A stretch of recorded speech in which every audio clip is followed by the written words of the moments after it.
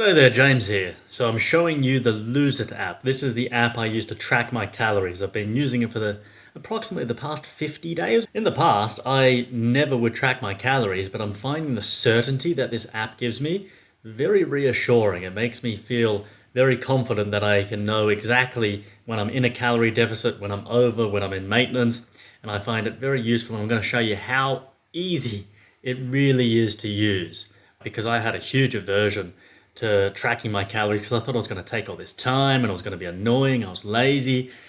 But then I came across some good advice suggesting it, and I wasn't fully satisfied with my results. I wanted to see if I could get more bang for my buck by measuring better because you can't manage it if you don't measure it. That's why I'm finding it very useful and important to track calories, not just for shredding, but also for bulking. Because sometimes when I was bulking in the past, I was going into a huge caloric surplus and it was just too big and I was putting on fat too quickly. That's not what you want, even when bulking. You only want to have enough calories to put on muscle and as little fat as possible, but it's especially very important when shredding. So this is today here, and I'm having a refeed day today.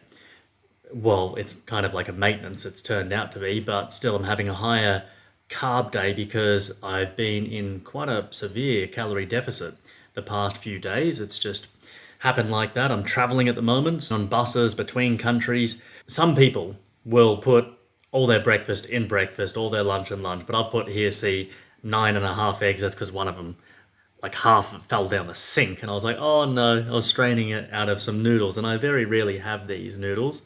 I just had one packet, don't use any of the oil or the other seasoning crap. This was a rarity, but I like to enjoy it on a rare occasion. But I didn't have 9 eggs with lunch. That's broken up over several meals. And same with yogurt. I didn't have a whole heap in one go. I broke it up, but I find it easier sometimes just to categorize it like that, and I'll show you in more detail as we move along. So in the top left, you can see the budget there, 2,484. That is my total daily expenditure just from living. Remember that you have your BMR, basal metabolic rate, when you're in a coma. You learned that in the previous lessons. And then your TDEE, that hell of an acronym.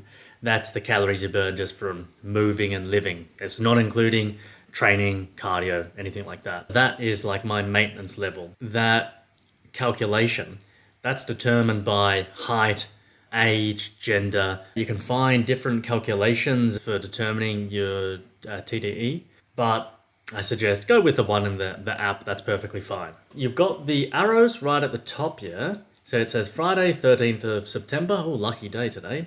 Let's go to yesterday. So I've been having a bit of burek actually because I'd been in Serbia for months and I hadn't had any burek, and my dad was getting a bit disappointed. He's a big foodie and he's saying, why aren't you eating out? You haven't eaten anything out. I'm like, I don't want it. I'm just eating at home. But because I was traveling, I was like, you know what? I've got 4 hours to wait for the next bus. There's a bakery right here. I'm pulling out my laptop. I'm going to grab some burek. I had my milk in the morning, which was in my coffee. I only had one coffee that day, which is unusual for me because 2 is normally my standard. I normally have between 1 and 3, but 1 and 3 coffees is as rare as each other. Normally it's a standard 2. You can see where it's next to the budget, which is orange. It has food, which is 1,183 calories. And then exercise minus 283, that's because I put in my gym workout. If you want to do that, you can just click on that orange plus button here, and then you can go exercise. Running or weightlifting, that's the 2 types of exercise I do. Weightlifting, how long did I do it? It doesn't matter. The actual time. For the intensity I put in, I believe, I highly suspect, because it's very hard to be extremely mathematical and technical about it, but approximately around that many calories. If I add in extra cardio on the stepper, then I bump it up maybe to 350. But I like to keep it on the lower end of the scale, and that's including afterburn effect with your EPOC, excess post-oxygen consumption we learned in the earlier lessons. So leave that there, and you can just do the same thing with running. Exercise at the top, minus 283, it's got the net, and then under it's saying 1,500, almost 1,600 calories under. So normally I only eat carbs on refeed days, but on that day I was like, you know what, it's okay. Because, and I'm only saying it's okay because I can see I'm actually getting leaner day by day. I can see the fat slowly dropping away from my belly. I can afford to. It's not going to hurt me and can actually help me if it's used strategically. And it's still in a massive deficit. So I was like, wow, that's a huge deficit. The day before, that was a more average, regular kind of deficit, and the food is healthier, I would say. There was a good variety of mushrooms and tomatoes, banana, yogurt. Got meat here, butter. I'm mainly using the butter for cooking, or coconut oil. You can keep looking back in the days. Not so great, that deficit, but that's a thing. It's fine. If you want to have only a 400 calorie, 200 calorie deficit, that's fine. It's just going to take longer to shred down. I'm going to show you how to add some food here. If you want to add food, when did you have it? Was it in breakfast? Was it in lunch? Dinner? Really, you could add it all just into breakfast if you wanted to make it super quick and easy.